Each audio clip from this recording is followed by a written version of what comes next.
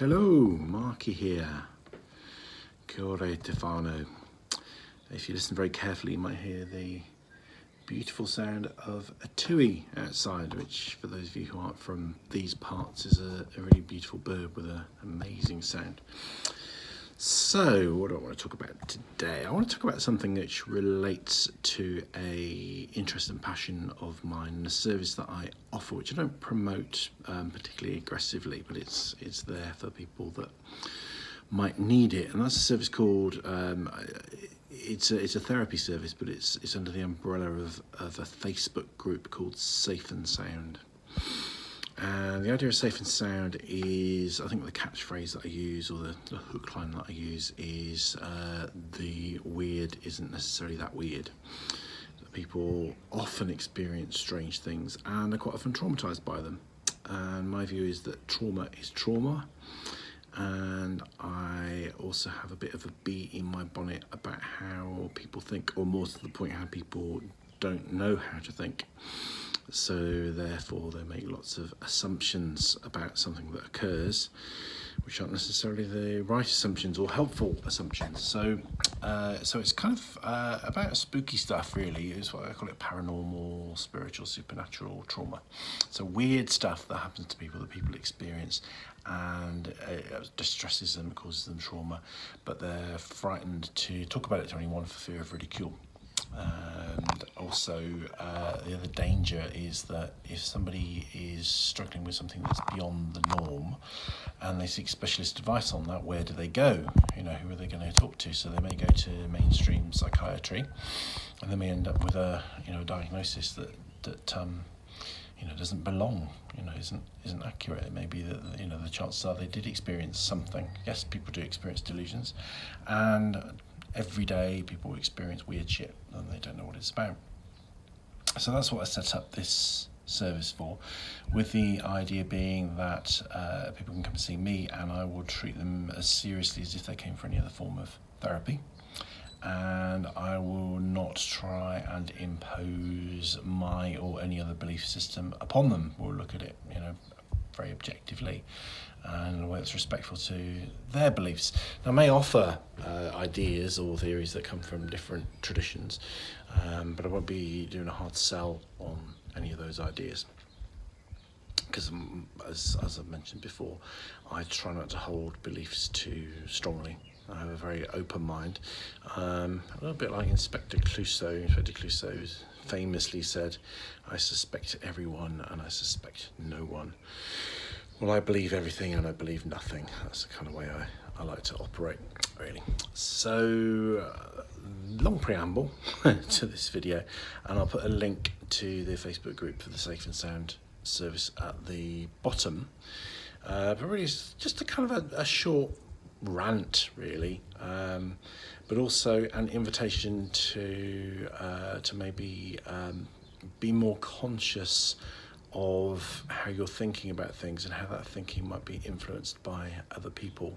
Okay, because I follow a very good YouTube channel on is UFOs and other kind of strange phenomena that happen around the world. Some of it's kind of geographical stuff, Earth stuff, because I find all that very interesting. But one thing I've started to notice is that when sightings are sent in, and people send in videos of strange lights over a city in America or wherever it might be. Most recent was Ireland, I think. That the commentator is actually generally very good. He's not of the tinfoil hat brigade. He is quite objective. However, quite often the word craft emerges, and I think, well, hang on a minute, this is a bit of a big leap between lights in the sky and craft, So what's going on there? There's some assumptions being made, and they're not being made overtly. So, for starters, lights in the sky aren't necessarily even objects. So we use the term unidentified flying objects. So I object to that term from the start. It's kind of nice. It's a good old-fashioned kind of term. We think of flying saucers and all that kind of thing. But actually, it's not very useful. An unidentified flying object. So the unidentified bit, that's good. That kind of makes sense. Flying, well, if something is observed in the air or in the sky, is it necessarily flying? What if the cause of it is some form of gas or mist or atmospheric phenomenon? Is that technically flying? And how, most importantly, how do we know it's an object? How do we know, it's not a solid object that, I was tapping the phone then, but you couldn't see what I was doing. Let me tap my head. An identified solid object that, is a physical thing. Much, let's not get as far as getting into calling these things craft. So a much better word, which I invite you to use, even if you only use it internally, is an anomalous aerial phenomena.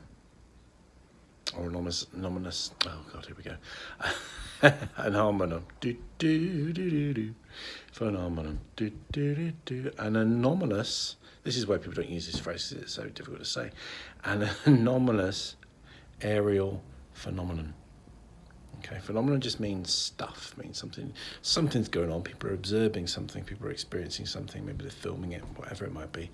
That's a phenomenon. Doesn't suggest what the cause is. Anomalous means it's kind of out of the norm. We don't normally expect to see a formation of orange lights in the sky hovering eerily on the horizon for 2 hours.